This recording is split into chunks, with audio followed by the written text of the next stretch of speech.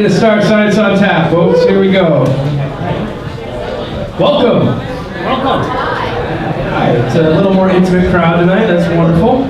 I hope we're all excited to be here. Thank you for coming.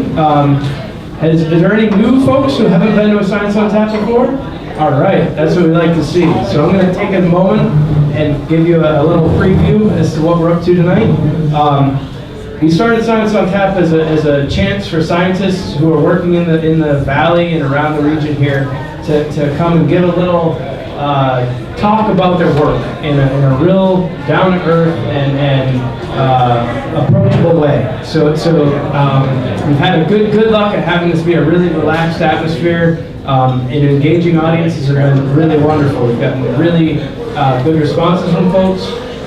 So tonight what we're going to do is have a discussion and then a chance for question and answers. And I hope that we can go as long as you guys have questions. We'll see. But really what we've done in this is Science on Tap is brought to you by the Flathead Lake Biological Station and the Flathead Lakers as a cooperative to sort of highlight the work that's being done in the valley and to provide scientists a chance to talk a little bit. So tonight, I'm going to hand the microphone over to Hillary, who's going to tell you a little bit about the Flathead Lakers, and then I'll introduce our speaker. Good evening. If you're not a Flathead Laker member yet, I invite you to all become a Flathead Laker. We work around the lake trying to protect our clean waters. We have student education programs, and we have field trips coming up in May, so if you're interested in volunteering for any of our activities, we would love to have you. Please contact me at the end of the evening. And we have all sorts of different events throughout the summer, and we're very active. The Flathead Lake Biological Station is also extremely active, so we need you to become a part of the supporting system around the Flathead Lake by contributing to the biological station and becoming a member of the Lakers. Thank you. All right, thank you, Hillary. So I encourage you to join the Lakers if you're not a member now. We know who you are. So, and with that, I think what we'll do is we'll talk about tonight's discussion. So it's been a pretty crazy winter here. I know that we've gotten a remarkable amount of snow up in the mountains, and I think we have a good person to talk to us a little bit about what that means, and hopefully we'll learn a little bit about avalanches tonight. So there's a science to avalanche and understanding what happens with avalanches and how to mitigate their effects and predict them. And I think that I'm really excited about the talk tonight. So we have Erich Peitzsch. Peitzsch. Close. I'll let him say his last name again when he gets up here.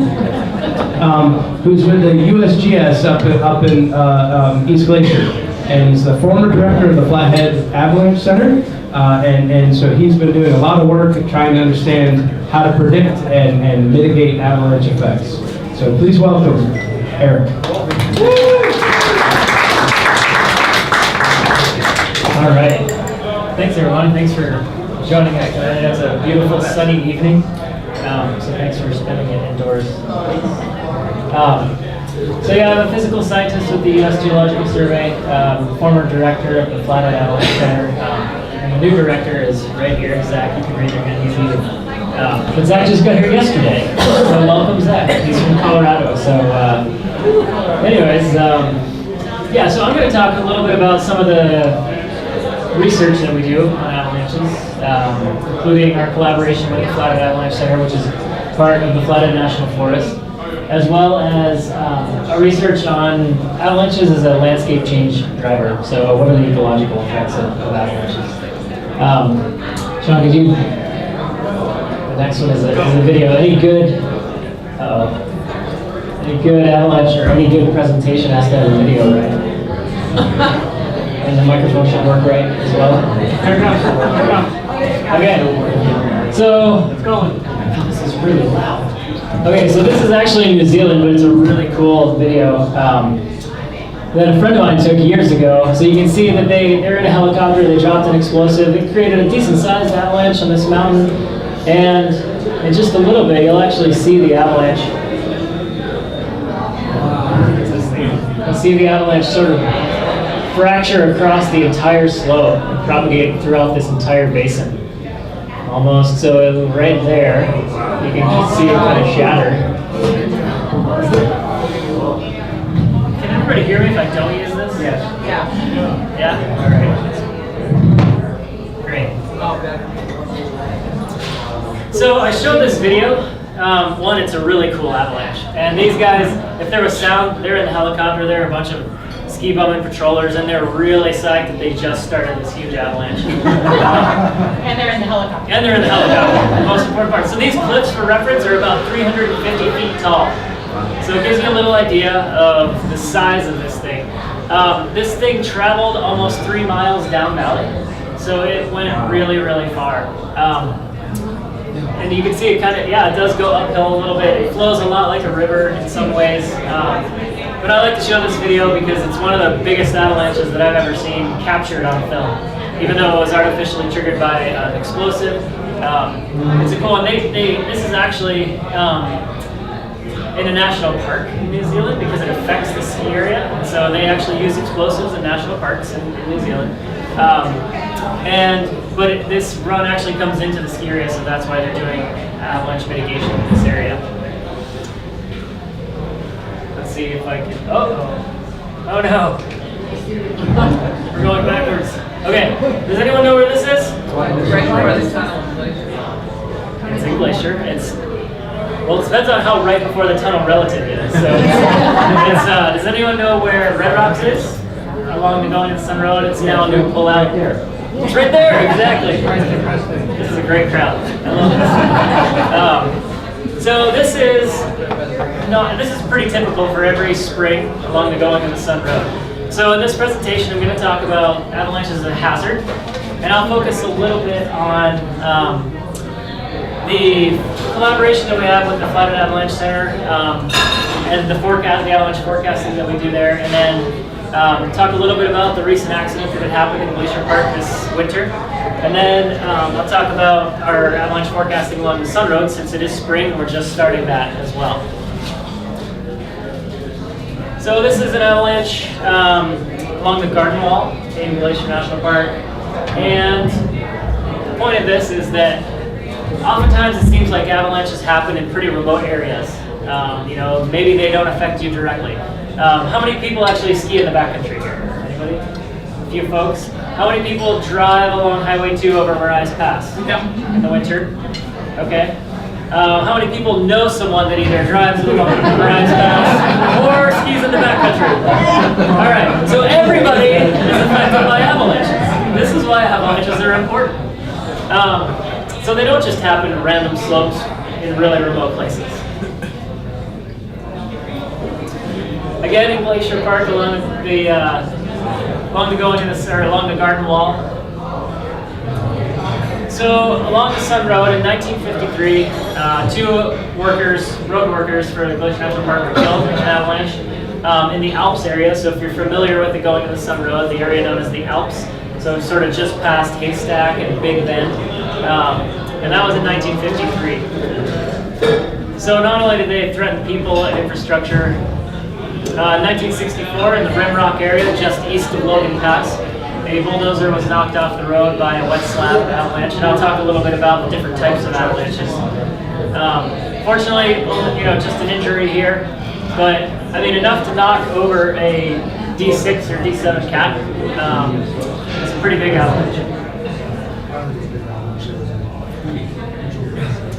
So 2005 was the most recent close call, and this season's just starting, so knock on some sort of wood that we don't have any close calls or anything more than that this season.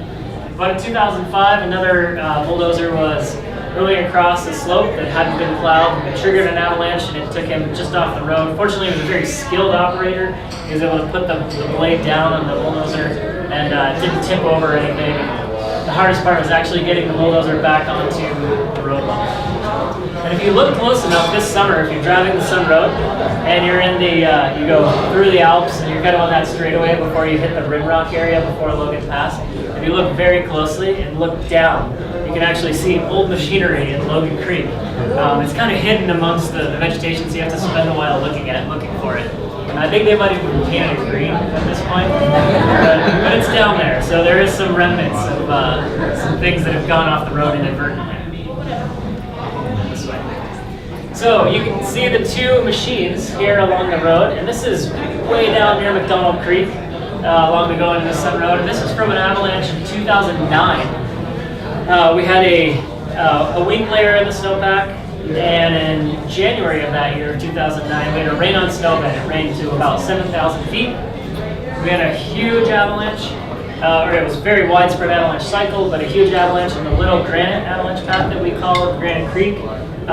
It came down, as you can see, all of the debris here. It took out pretty much an entire forest below the upper section of the road, went below the lower section of the road, and if you're familiar with Packers Roost Road, it actually went down past Packers Roost Road and almost reached McDonald Creek. So a huge avalanche.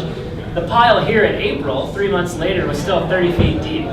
So it was a pretty large magnitude event.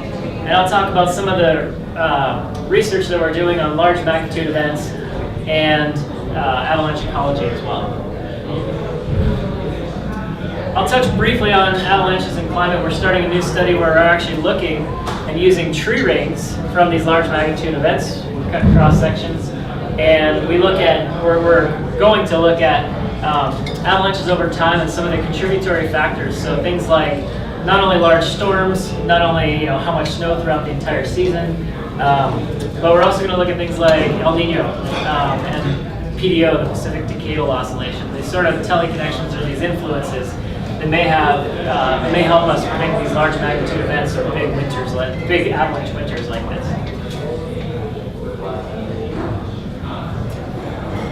So again, I'm going to first touch on the avalanche forecasting, what we do at the Avalanche Center, and then the going to the Sun Road. How many people have ever checked out the avalanche advisory, flatheadavalanche.org? Awesome, that's great. We're winding down the season now, and Zach is our new director. He's going to take over next season.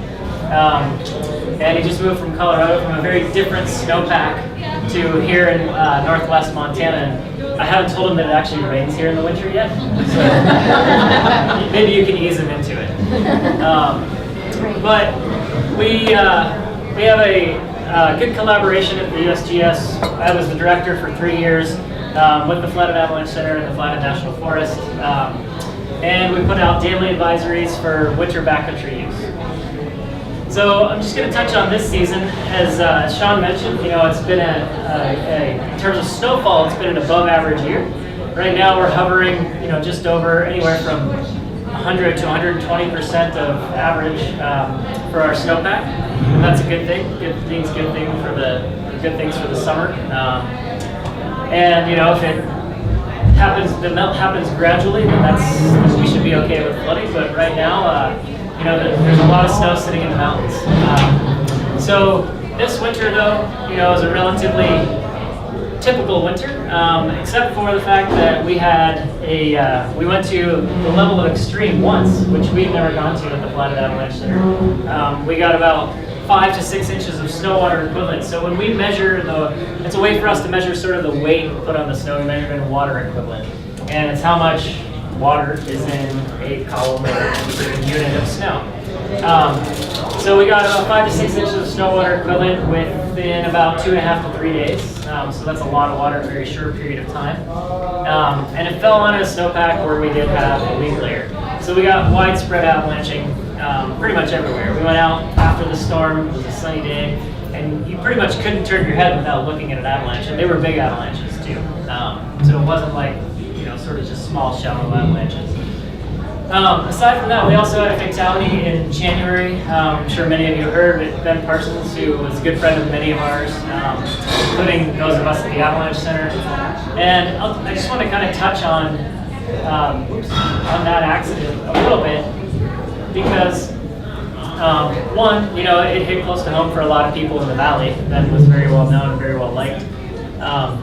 So I'll just kind of touch on some of the more, I guess, sciencey things, just so we have a sense of how our season developed, because it wasn't a huge winter pretty much it wasn't until February on. Before that, we were actually hovering well below normal, like 60% of our snowpack. And that sort of contributed to this accident, as I'll show you. Just a quick overview. There's Lake McDonald Lodge. The avalanche site is on Stanton Mountain, which is just northwest of the lake there. And it's kind of hard to see with this TV, but the crown, let's see if the pointer works. It won't work. It won't work? Okay. I'll point. This is the building. This is the ski pole. Where's my ski pole? Right up there. Anyways, the pictures are also on our website, but the avalanche occurred kind of in the main bowl, as you can see right there. You can see the debris right here. But Ben and his partner skied off the summit, and they were traversing over to the ridge. Ben actually made 2 turns, triggered the avalanche, and was carried down about 800 to 1,000 feet, vertical feet. He was actually spit out a little bit from the main debris pile, and the debris continued on through down this tight, narrow gully where all the debris was forced into. Again, it's kind of hard to see. We can actually see the crown of the avalanche here, and it goes over a little bit. There's the ski track, and maybe it's just from where I'm standing. Maybe you guys can actually see it. Okay, so you can see the ski track going across. All right, so it's where I'm standing. So the ski track goes across. You can see the 1 turn and then the 2nd turn. So he triggered it on the 2nd turn, unfortunately. His partner was off to the looker's right, just right of that ski track arrow. So Ben was carried down, his partner came down, and it's hard to tell, but this right here is pretty much just a little bit of snow on a lot of rock and bare ground. So his partner actually had to go off of the what we call the bed surface of the avalanche, so that he could descend the path to actually try and find Ben. So this is looking from the ridge. The next day, folks from the Avalanche Center went up and took a look at the accident site, took some measurements, and tried to piece together what happened in terms of the snowpack. So they went up this ridge the next day. You can see where it was triggered, just a little different view.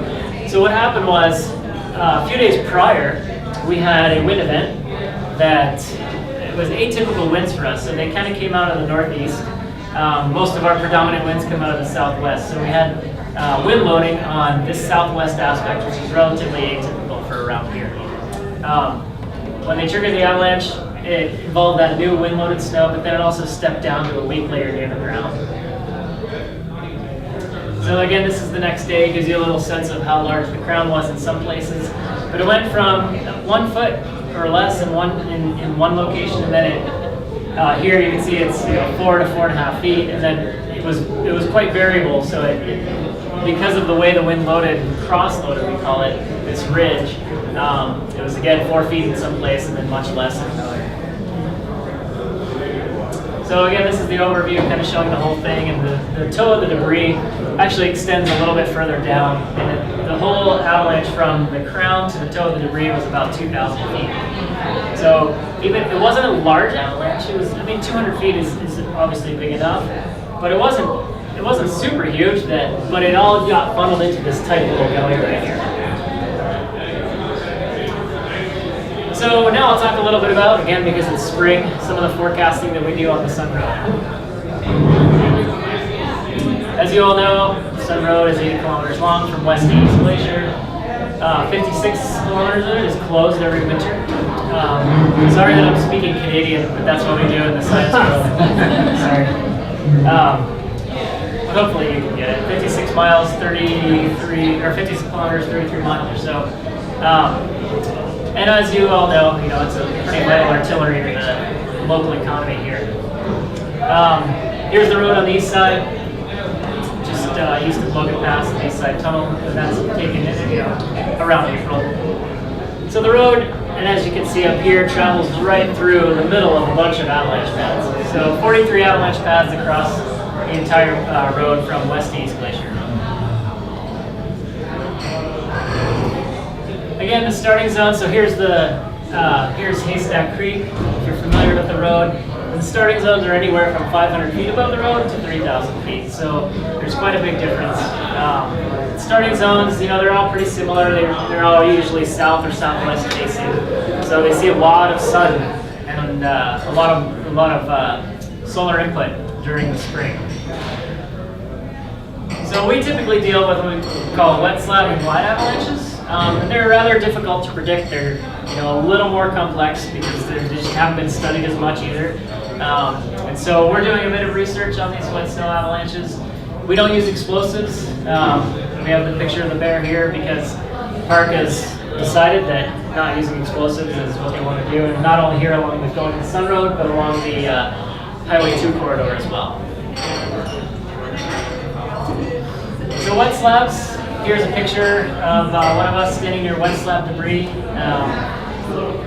Basically, wet slabs and wet snow avalanches involve free water in the snowpack. That's the main difference between wet snow avalanches and dry snow avalanches. So in wet slabs, what we typically have is we have a weak layer in the snowpack, and instead of fracturing and failing because of added weight, we actually decrease the strength of that layer because when water hits that layer, it degrades the bonds in between every little single snowflake. So wet slab avalanches are a problem. Picture on the right, a woman was riding along the road in 2003, riding her bike along the road after the road crew was done working, and she made it up to Logan Pass or wherever she went to, and was riding back, and she stopped at road camp just on the downhill side of Haystack Creek, and she heard a rumble. She's on her bike, and she turns around, and she sees this avalanche coming down Haystack Creek. And so, luckily, fortunately, she's in a safe spot. And the avalanche came down, and we classified this avalanche, or they did at the time, as a Class 4 avalanche, and it certainly was. The amount of volume of snow that it had trained, and she was able to snap a picture of it, which I would have loved to have been there to watch that avalanche happen, but luckily she was in a good spot. Just moments later, she would have been in the wrong spot. So how many people bike the Sun Road in the spring? Yeah, so just know there are avalanches. What are the different classes? So we go from a Class 1 to a Class 5. And a Class 1 it's relatively harmless to humans. It's not really going to hurt you. It's probably not even going to knock you over. All the way to a Class 5, which can basically destroy buildings, concrete buildings, destroy railways, rail cars. It'll pretty much destroy acres of forest. So again, this was almost that, basically, is what we're talking about. It is an order of magnitude less than a Class 5. However, it's still a really big slide. Class 2s are avalanches that we define as large enough to bury, injure, or kill a person. So it gives you a little bit of relatively harmless to pretty darn harmful, all the way to, it'll destroy everything in its path. So again, these avalanches, the two that I talked about earlier, were wet slab avalanches that occurred. And again, they're harder to predict. You often think of, oh, it's sunny and warm, it's going to be a nice day, let's go out and ski, or it's a great day to work on the Sun Road. It's good visibility, we can see everything. Unfortunately, that's when these wet snow avalanches occur. We also have glide avalanches, which we kind of call the circus oddity of the avalanche world. They're kind of hard to predict. They often start as a crack in the snow, and so this is Heaven's Peak. So if you've biked up the Sun Road and you've made it to the loop, and you're sitting at the loop and you're having lunch and you're looking out at Heaven's Peak and you see a crack in the snow right there in that big bowl, this is typically what you're looking at, this glide crack. And it always forms and it always releases an avalanche every year. So this is on Heaven's Peak, this is a glide avalanche. What happens there is water is moving through the snowpack all the way to the ground, and then it runs along the ground and snow interface. So that what it basically does is it lubricates that interface between the ground and the snow. And the snow wants to move downhill anyways. So as the snow cover, it starts to, gravity is pulling it downhill, and it moves downhill at variable rates. So some places on the slope might move faster than others, which is why the crack forms. And then once the snow there, or once it starts moving downhill, basically too much for the snow above it to support it, it releases as an avalanche.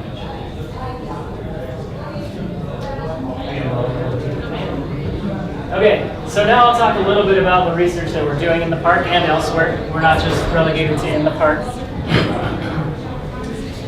How many people know what this means? I know you said no graphs, but I had to include this one. I don't either, I just wanted to include it. It's data points. That's right. Some sort of vector going this way. An air bar in it, so. I didn't see any air bars on that one. Yeah, you did. Maybe maybe I didn't look at it hard. That's what those lines are. We can talk about it. Okay. So we've done some work on meteorological or weather drivers of wet snow avalanches. We looked at over 60 meteorological variables that contributed to, or we really thought might contribute to wet snow avalanches. What we found here, at least in looking at over 220 avalanches over 13 years, was the predictors that we used. We can look at air temperature, mean air temperature greater than 5.5 degrees Celsius. Doesn't mean we're going to get avalanches, but it tended to be a good predictor for us. Also, snowpack settlement. So what we did is we have a snowtail site, a flat top snowtail in the park, and what we did is we looked at basically how much snow has settled over, we looked at 1 day up to 5 days. And we found that snowpack settlement over 5 days was also a good indicator. Now, what we wanted to do is actually try and use, what predictor variables are important for wet snow avalanches and actually use them in avalanche forecasting. But the problem is that as a forecaster, you're not going to look at, the mean air temperature for the day and say it's over 5.5 degrees. Shut everything down. I mean, it's just, as we know, that's what statistical models do. Is they're great, but they're not always right. Well, very rarely. So what we can use it though is a good tool, and so we have. And we also tried to use it on a year where it was actually cool and wet, and we got wet slab and wide avalanches, but not because of warm sunny weather. We got these avalanches because of rain, and of course the model just completely fell apart. So there's always a lot more to do, as we know. But anyways, it was a fun study, and we're continuing to apply that model and refine it in our forecasting operations.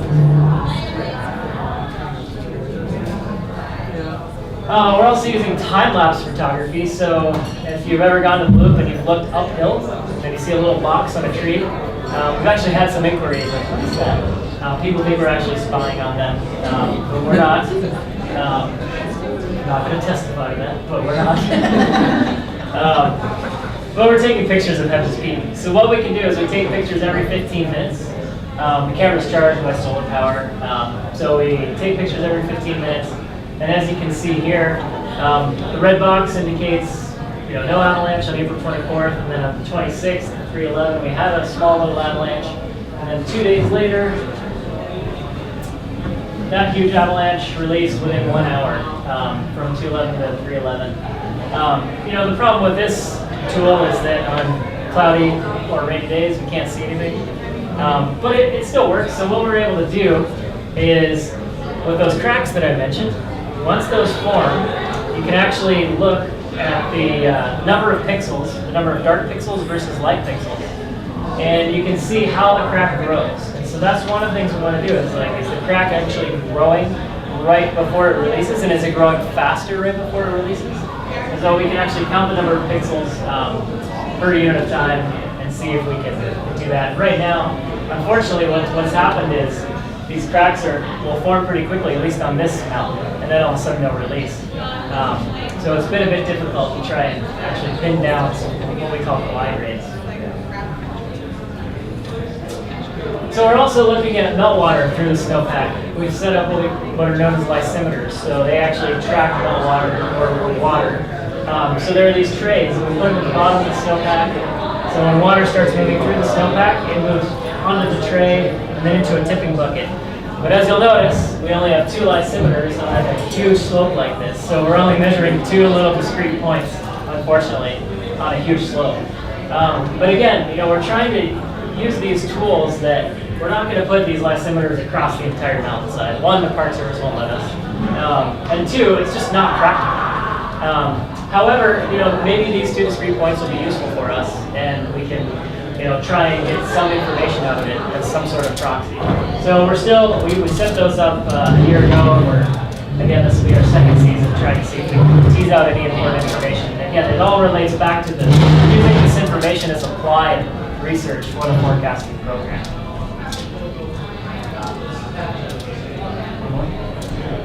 There you go. So another paper we just put put out is looking at the terrain parameters. So where do these flat avalanches actually occur? And all the red arrows are pointing to flat avalanches, and they're pretty deceiving. This one down here on the bottom, that crown right there, how tall do you think that avalanche crown is? 500 feet tall? 15 feet? Any other guesses? We have 515. Anybody in between? 40. 40? I'm at 20. 120? No, 20. 20? 50. 50? $1. $1. He's right, it's $1. Well, obviously it depends on the year, but in this case, this year, it was about 60 feet tall. So Zach was close. Yeah, all right. Good thing he's the avalanche center. That's why he's made me in that position. That's right, that's right. I'm ready to So we also used another technology, photogrammetry technique called structure for motion. I don't know if anybody here has heard of it, but what it basically does is you take pictures with any camera you want. You can even use your iPhone, and you take overlapping images. Then you put it into, it uses a structure for motion algorithm. There's software that basically applies the algorithm if you want. And what we've done is, what it does is it creates a point cloud. So does anybody here know LiDAR? What LiDAR is? So LiDAR is basically light and detection and range and whatever else it means. What it does is it creates a point cloud. And that point cloud can then create a 3D model. You can also generate a digital elevation model from that. So what we can do is create a digital elevation model of this avalanche crown, and we can measure how tall it is by subtracting this from a DEM of the bearer, so it helps. So that's how we know how tall these avalanche crowns are. But in this study, we actually looked at, they're occurring in most of the same places. So why are they occurring there? And what is the terrain? What is the terrain? We kind of know what it looks like, but let's tease it out a little more. So this is from the loop. If you're looking north towards Trapper Peak, Vulture Peak, and Mount Cadoon, that area. And so the red polygons there basically are flat avalanches occur there every year. And even though they're not along the road, they occur every year, so they'll give us an indication about, again, where these things are forming. What we found is that flat avalanches occur on smooth rock slabs, and that makes sense because as the water moves through the snowpack, it, again, moves along that ground-snow interface. And if you have soil or any sort of grass, it can move into the grass or the soil, but it can actually move into the soil and percolate into the soil. But you have smooth rock slabs, it can't go anywhere but along that interface. So basically the water builds up there, and you're going to have faster glide rates on those rock slabs. So in these areas, pretty much most of these polygons right here are all smooth rock slabs. But the ones above the sun road, like near the garden wall, those aren't necessarily smooth rock slabs. They're bare grass, they're rocky soils. And so what we found is that those don't always form every year. And that makes sense because they're not smooth. So perhaps, the water's able to move into the soil a lot more readily than it is, or than it can on non-soil or rock slabs. So, anybody know where this is? Sean said I'll buy you a beer if you can guess where this is. No? This is a tough one. It's an avalanche in a river. This is actually along the Middle Fork at Goat Lake. So, this is Goat Lake in 2014. This is looking from the bridge. And in 2014, I don't know if anybody remembers, but they closed the road and there were huge avalanches on pretty much March 3rd to the 5th. Big avalanches that took out a bunch of trees all over.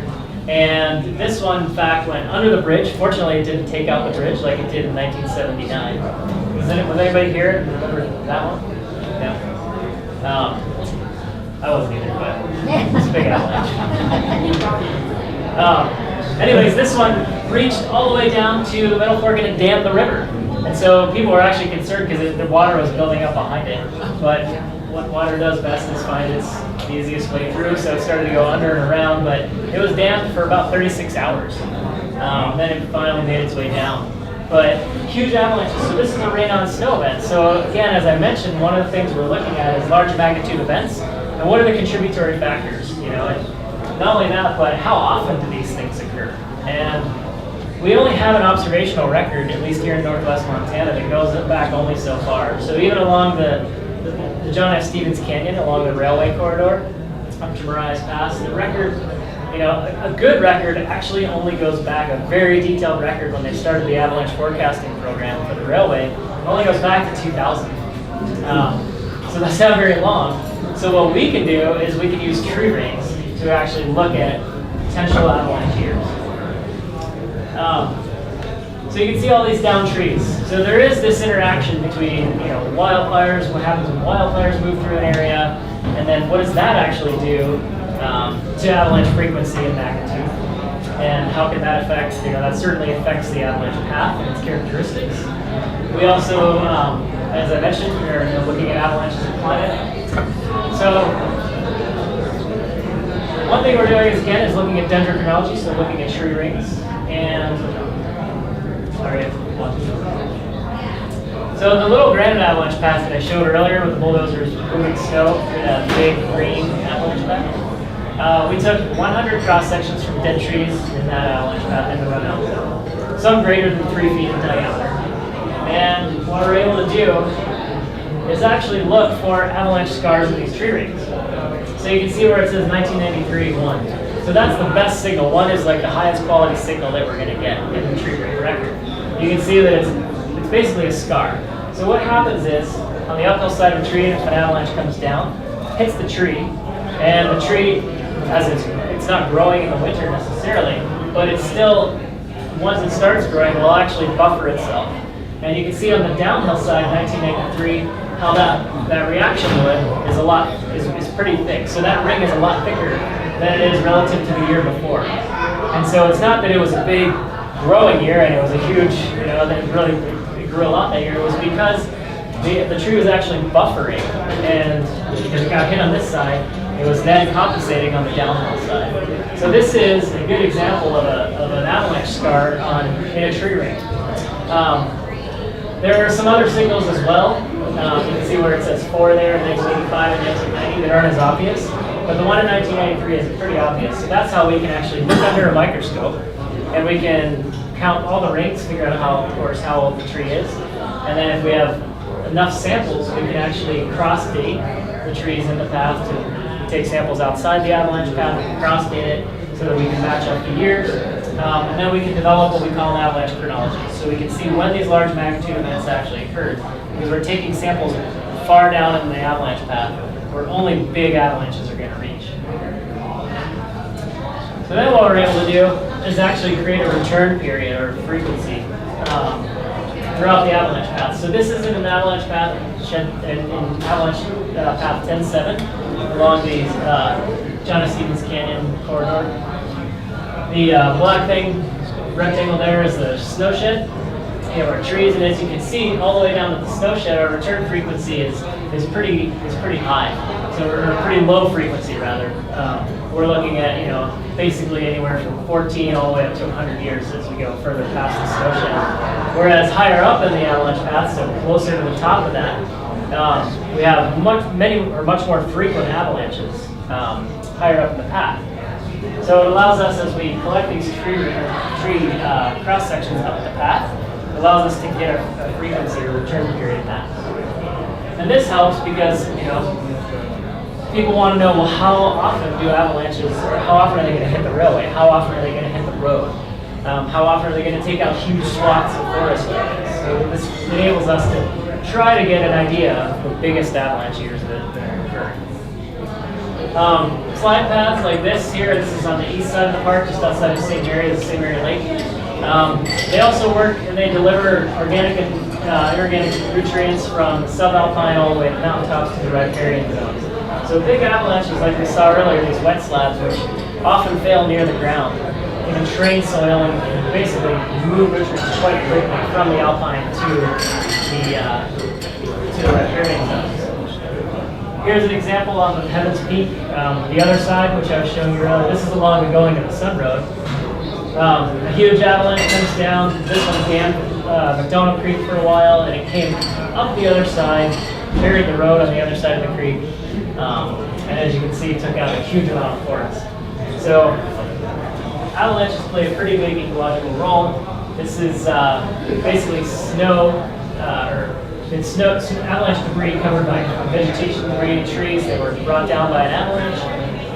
They are 20 feet deep, and this actually, in the Little Granite Avalanche path in 2009, the snow in the runout zone persisted over that summer of 2009 into the winter of 2009-10. So they kind of create these little local reservoirs in that area. So let me go back one. Let's see. I'm trying to remember what lake this is. Is this Logging? I think this is Logging Lake. So avalanches come down and often end in these lakes. They're creating suitable aquatic habitat. Clint Malfeld, who spoke at one of these talks a little while ago. There we go. So his red dots are basically fish habitat. Don't get me started on living things because I don't really know living things that well. Just like snow and ice. But these are fish. The red dots are fish. That's what Clint told me. They're fish. Just remember, they're fish. So they're breeding grounds for fish, and they like to breed there, I guess, because this is where all the nutrients are. Because we're bringing nutrients in the avalanche path right at the base of this avalanche path into the lake. So avalanches sort of do things and create habitat that we don't necessarily expect. So in 1979, you can see this is again above the railway. Let's see, this is shed 5, I believe. And then in 2004, reforestation occurred. So where do you think we're going to see more avalanches, or at least more frequent avalanches? The left picture or the right picture? Yeah, it's just more open terrain. Not as many anchors. We don't have many trees to help anchor the snowpack. We still do see avalanches here, but certainly more over here. So reforestation has impacted avalanches. So it's sort of the cycle that we see. And this is shed 7 in 1997. A big avalanche came down between then. Took out a huge amount of trees. This is in 2004. It looks pretty similar to that now as well. Here in 2017, 13 years later. So, that was a little long, sorry. But anyways, yeah, I just wanted to kind of show you avalanches. People often think of avalanches as just a hazard, but they also have an important ecological role. And especially here in northwest Montana, we have so many areas. Unfortunately, not a lot of them are where humans recreate, or that's where we recreate, but it's not necessarily where we travel or where we live. But yeah, that's all I've got.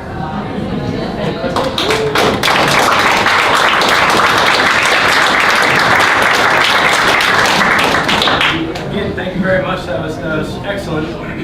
I found it very, very informing, and it's something that I don't think about. I tend to focus on the living things, that you talk about. We make a good team. Yeah. But we have plenty of time for questions. Just point to folks, and please, if you don't, shout out your questions so everybody can hear them here. I'm always curious about the snow sheds for the trains. How come the avalanches don't take them out, or do they? Did everybody hear that? So hardly built well enough to. Yeah. So the question is the snow sheds along the railway. The question is, why don't avalanches take them out, and how are they built basically? Unfortunately, I'm not an engineer, so I can't address it with any sort of structural integrity, no pun intended. But to my knowledge, the way they're designed is they're designed enough so that they're flush with the avalanche path. So they basically act as if the avalanche is traveling over the ground. So they're not completely flat. They do have some sort of slope to them. And then, of course, if you look at the avalanche paths, or the snow sheds, you kind of look at them, and a lot of the beams are still wooden beams. And so, but they do collapse at times with a big enough avalanche. But the one, they're also continually reinforcing the concrete beams now. Yeah, I think it's just they know how to build them quite well. So they've persisted.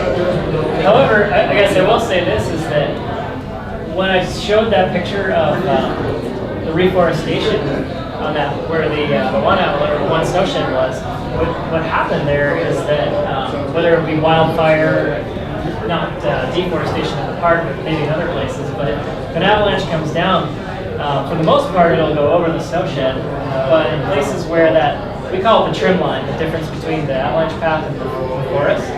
But if that trim line exceeds the width for whatever reason, a huge avalanche, the avalanche can actually come down the sides and still hit the track, but then fill in the sides or backfill the opening, because the downhill sides of the snow sheds are open.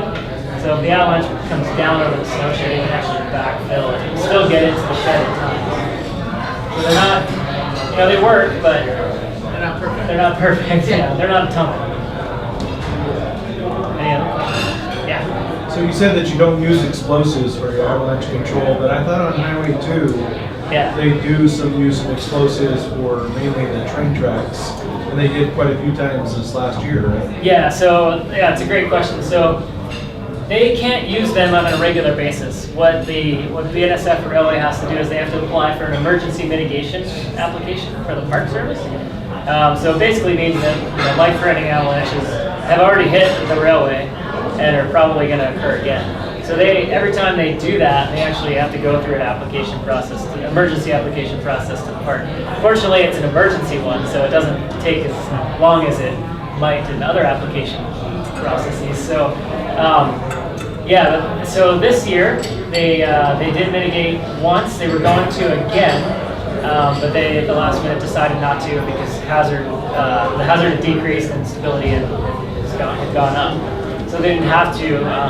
They didn't have to use mitigation the second time. But along going to the Sun Road, we don't use mitigation there. And along the BNSF Railway, what they've chosen to do is use a device called the Daisy Bell. So it's basically sort of this bell-shaped thing, that just hangs below a helicopter on a long line, 100 feet or so below the helicopter.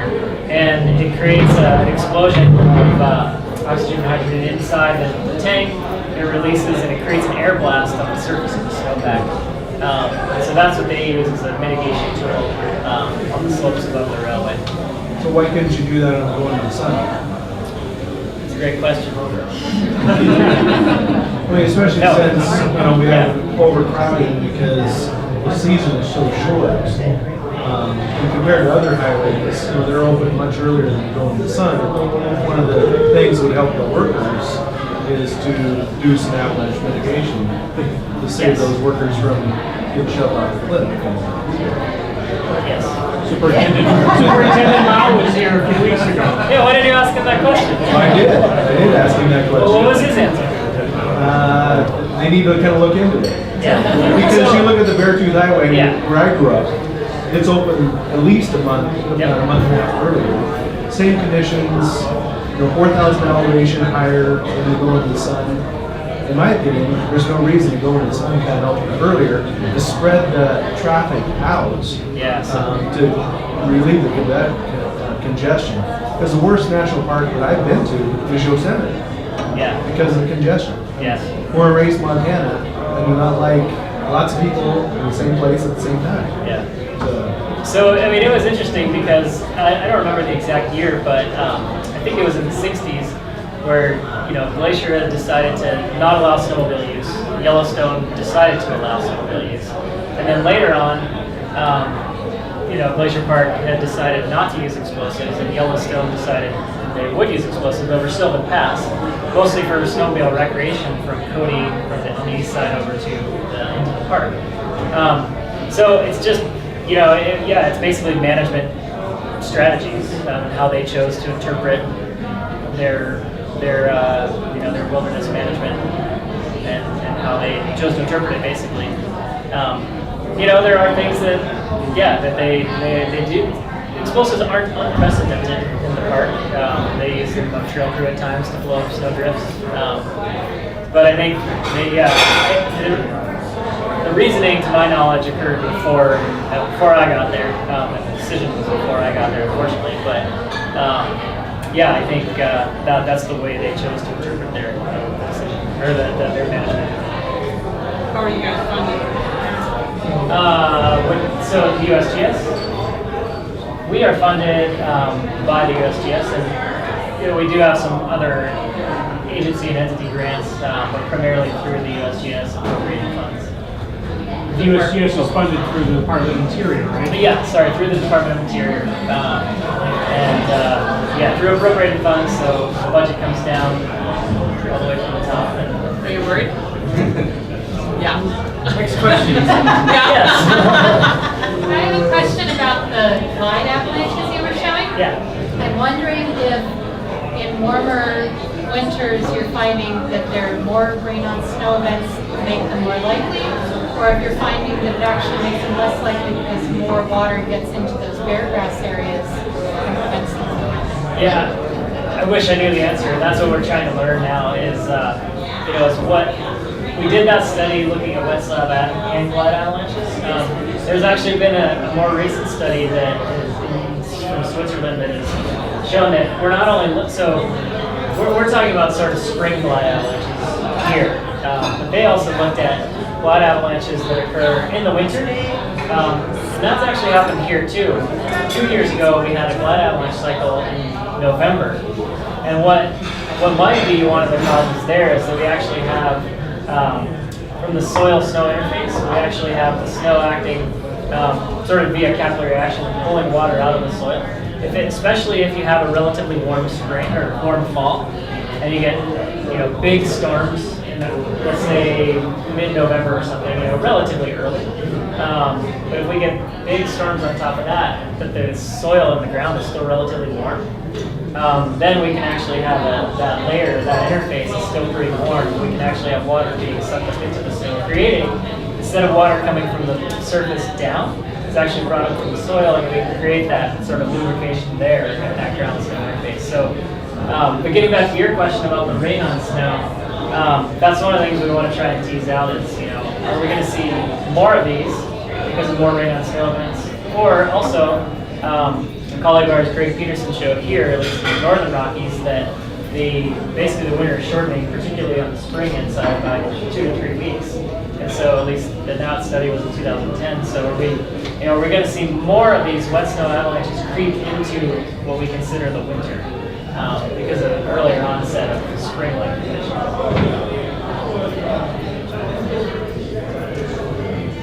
So do you guys focus this time of year? Do you focus on the dormant sun? Yeah. And trying to help them avoid dangerous situations? Yeah, and so again, it's all forecasting based. So we're looking at everything from contributory meteorological factors, air temperature, solar radiation, rain, and it's basically a go or no go decision. We don't make the decision. We inform them about when we think it's a good idea or not. We actually have a hazard scale that we use for the summer. So do you hike it, or do you mainly look at the weather conditions? Yeah, we go up there too. Yeah, we go. Cut slabs and Yeah, we do stability tests, so we'll dig into the snow, and it's quite different than dry snow because, as I mentioned earlier, we're not looking at an increased stress on the snowpack. We're actually looking at a decrease of the strength of that that layer if we have a weak layer. So what we do is we'll dig snow pits, but we want to see sort of where the snow is in the snowpack, or where the water is in the snowpack. So as it moves vertically in the snowpack, it also moves laterally and horizontally, of course, maybe along an ice crust or other layers. But as it does that, we kind of want to see how it's moving through the snowpack, and has it reached the ground yet? And if so, when it gets really warm and really sunny, what's the water doing then? So we do a variety of things, from stations to digging in the snow as well. So I was just going to ask, could you walk us through a typical investigation at a single site and what you do to assess either the hazard or what you're looking for within the pack itself?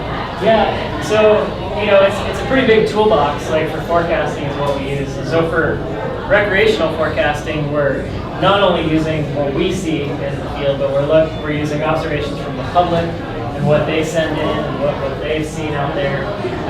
But when we do go into the field, typically it sort of depends on the avalanche problem that we're looking at. So if we're concerned about wet snow avalanches, we may just go out and try and see as much terrain as possible and see where these wet loose avalanches are occurring. Because because they're just superficial avalanches. They're pretty much just the snow surface. But if we're looking at wet slab avalanches, then we might dig into the snow more and see where water's moving through the snowpack. See if some of the grains are so wet that they're becoming much weaker than they were the day prior. So we'll dig into the snow, dig snow pits, maybe perform stability tests. So we'll do, where we isolate columns of snow about 90 centimeters wide, or 30 centimeters back into the slope. Perform some stability tests where we actually tap on or shove it. And that again is more looking at how much force is it going to take for that weak layer to break. However, there's other tests where you can run snow saws that are about 30 to 50 centimeters long, where we can run along a weak layer and actually sort of decrease the strength. So that we try to use that for wet snow purposes to see if that's going to decreasing the strength is going to have an effect. So it sort of depends on the problem, what we're looking at. Well, again, some days are more just trying to see as much terrain to see if we had avalanches, and other days are kind of focused in more pits. We might take a bit here on one aspect, move to another aspect, and dig over there, or obviously dig throughout the day, dig holes in the snow throughout the day to see how maybe the sun and warm temperatures are affecting it, or how new snow is affecting it. So it varies. You guys been able to use the power of drones in remote areas to get eyes on target or use the LiDAR from drones. It's a big deal because National Park Service limits the use of them. Yeah. But I'm not sure if you partnered with any people to help you out with that. So we haven't yet. So one of the projects we're working on is using structure for motion. So to create that point cloud, so we want to use drones in the Highway 2 corridor. So we figure if we go straight up and not go into the park, and we should be all right. And however, I heard a rumor that they were either entertaining or they have used drones in Grand Canyon for scientific purposes. And if you know about this, then we should chat. Perfect. And so yeah, I'd like to. And I think perhaps the park might be into it if it's used for science in a non-populated area.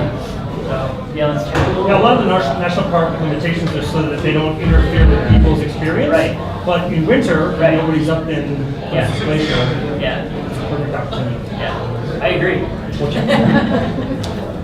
Jim. Have you ever been in an avalanche? I have. Yeah. Describe. So I've been in two. Fortunately, I'm still here. One, I was a ski patroller in Lake Tahoe for a number of years at Alpine Meadows, if anybody's familiar. And we're conducting our morning routes, or avalanche control routes in the morning. And I was skiing out to look, to quite far away, about 15 feet away from the edge, where we know a cornice is formed, and we were about to take an explosive and put it on the slope, trigger an avalanche. The cornice broke way back further than I expected, so fortunately I was on top of it. It was a big cornice, at least probably 3/4 of the length of this room. Fortunately I stayed on top of it, and it broke and triggered a small avalanche on the slope below. And then the second time, when we go out, we try and choose slopes that are low or no consequence, what we call test slopes. So if something does happen, it's not going to be a big deal. So we were up in the Red Meadow area, in the Whitefish Range, if everybody's familiar, and moving across the slope, well below tree line.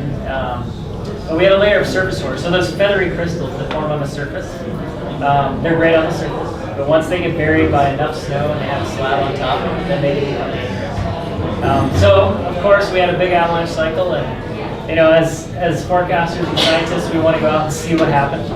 And we rode in on snowmobiles and looking around, and there are avalanches, quite a few. And this is great. There are avalanches. Our forecast was right. So we got to the slope, but what we wanted to see is, are we still, the areas that didn't slide, are they still unstable, or what? Do they need still more of a load, or what's the deal? So it was a very small slope within a little opening in the trees. I was with my partner, and I sort of dug a quick hand pit, and and I saw that there was a surface water layer there, and I said, all right, I'm just going to go out a little bit and dig a pit, and we'll take a look. And it was a very small slope, half the size of this room. Well, no, not the width of this room, and then the vertical fall wasn't very big, 20 to 30 feet. So I went out and dug my pit. I dug about 1.5 meter wide hole, and it was about 1.5 meters or 1 meter deep because the layer was about 40 centimeters down, so it was 1 meter deep. And at that point, I told my partner to stay in a safe spot by this island of trees on this little sub ridge. And then I told him, I was like, all right, come on over. And my skis were off, and he came over. And he was going to go around me to get to a spot, take his skis off, and we were going to perform our stability test in the snow pit. So he walked around me, and as he walked around me, we heard a whoop. And how many people in here have experienced a whoop before? Yeah, it's not a very good feeling when you're on the slope. If you're on a safe ridge and you feel it, what that is the weak layer collapsing, and the whoop sound is actually air being pushed out of that layer.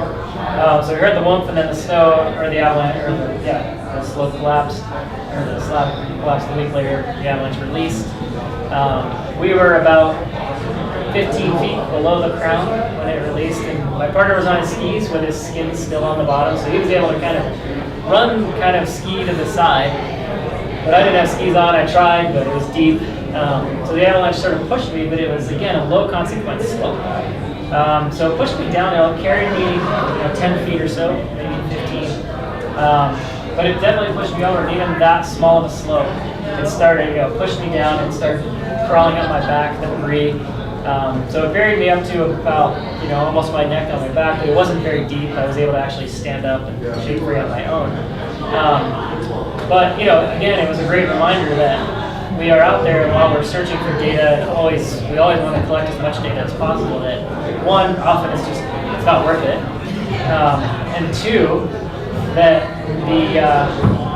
this is why we choose small slopes. And if it was a bigger slope, it could have been a very different outcome. So yeah, unfortunately in this field we're often reminded of not only the fragility of human life, but also that we're facing a phenomenon that we don't fully understand. We can often be surprised by it or blinded sometimes. How accurate is avalanche forecasting? 99.9%. I wish. I don't know. I wish I knew. I don't know what percentage. Zach, do you? 75% of the time. Off the cuff? Yeah, It sounds like 60% of the time it works every time. That's right. Yeah. I think there are days where it's 100%, and other days where it's not 100%. It's still such an exact science. Do you know when it's a day that's not 100%? Yeah, so we do, and so we can do like in the recreational advisories. We try and state the uncertainty. We're like, look, we just don't know whether it's because we don't know how much snow we're going to get, or wow, we thought we were going to get 6 inches overnight, and we got 12, and the storm's still going. And are we going to get more, or is it finally going to stop? So that's just an example, but we'll try and state that uncertainty and let the public know, like, this is our best estimate right now of what we can. If you look at the North American Public Avalanche Danger Scale, it's it goes from low, moderate, considerable, high, and extreme. So 5 classes again. And there's sort of, it's based on 3 things. One, it's based on the likelihood, the probability, size and distribution, and then the travel advice. And so with the recreational crowd, we try and tailor it to the travel advice. Especially if there's uncertainty, we'll go with, look, here's the uncertainty, and here's the travel advice associated with that danger rating, and use it appropriately. I think people are getting it. The danger scale was revised in 2010, and I think people are starting to apply it more.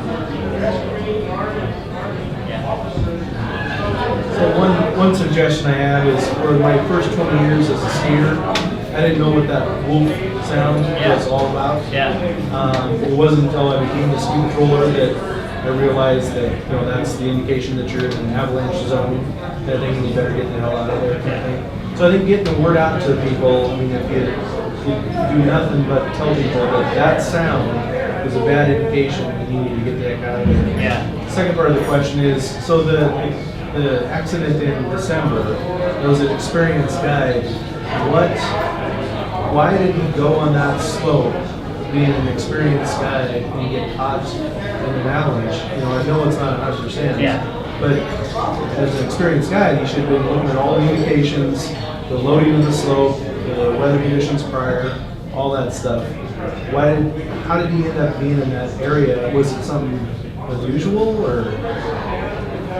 Yes. Okay. It was, but that's a great question. So I actually just presented that, pretty much this exact question at a workshop last week in Bozeman, where I presented the accident, the objective information, and then it was to a group of avalanche professionals, so forecasters, ski controllers, guides, and researchers. And so in my presentation, what I asked the audience was, what does experienced actually mean? And so, stepping back from your question even to what does experienced mean? And so, when we write this report, we said, experienced skiers headed out. So, yeah, they're experienced skiers, but then we try to distinguish, and whether it be skiers or snowmobilers, snowshoers, climbers, whatever, we try to distinguish that with, well, what's their level of avalanche experience or avalanche education? And, in this case, Ben he had taken a level 2, so there's level 1, 2, and 3. And you take a level 3, you're kind of on your route to being an avalanche professional. Ben had taken a level 2, and he wasn't an avalanche professional, but he had taken sort of the upper end of the recreational curriculum, so to speak. And he got out of the mountains a lot and traveled a lot of the mountains. But the reason I answered your question with yes is because it was unusual. As I mentioned earlier, we had atypical winds. Our predominant winds are from the southwest. In that case, they came from the northeast and they were pretty strong. But that was 3 to 5 days prior.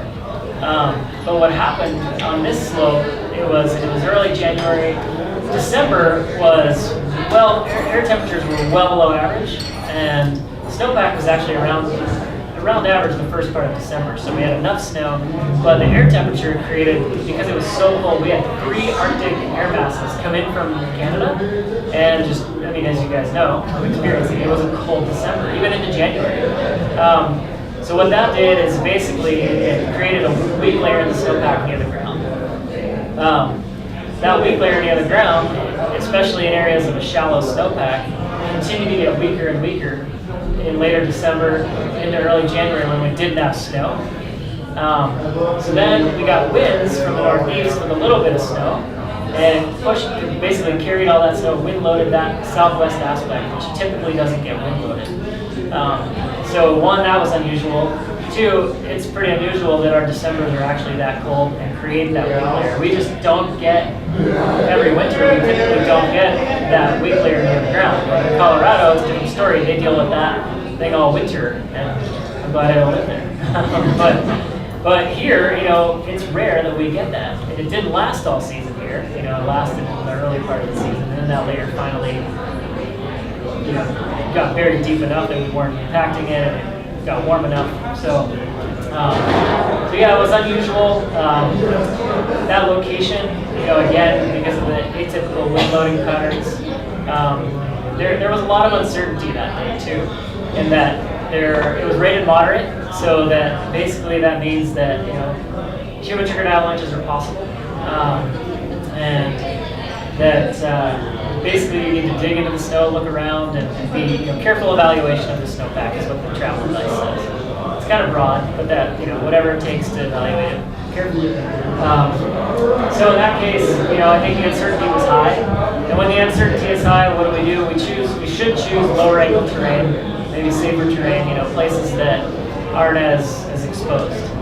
So in that case, I think their intention, when we talked to Joel after the fact, their intention was to ski over to the ridge and then ski down the safe ridge that they ascended. But I think, that Ben made those 2 turns, as you can see in the picture, and unfortunately hit the sweet spot on that second turn. I think his intention was to make a couple turns and then cut across back to the ridge. But So they hiked up there. They didn't get dropped off by helicopter. No, they hiked up. Did you see any signs that they dug any pits? No, they didn't.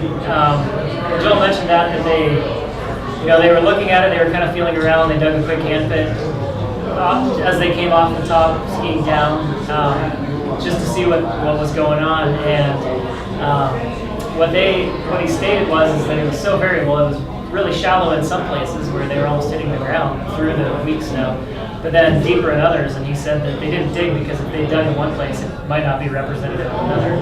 And so in that case, one argument is that, well, maybe we need to dig more snow pits in general when the uncertainty is higher, when the variability is higher.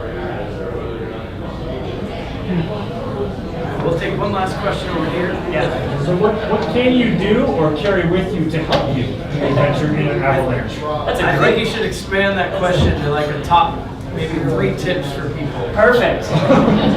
Good questions. But That's surviving.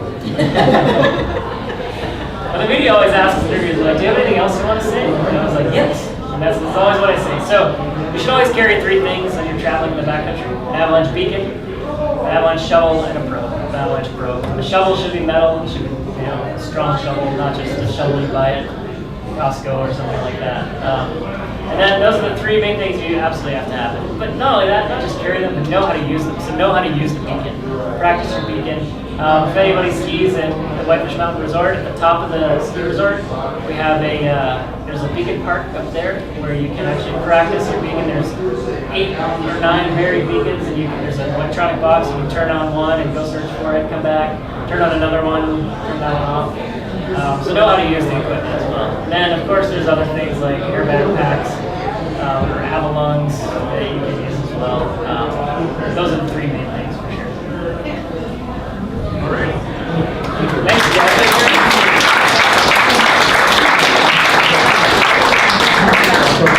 Thanks again. I think that was excellent. Very well done. Thank you so much. Thanks, everybody. Thanks for coming. Have a great night.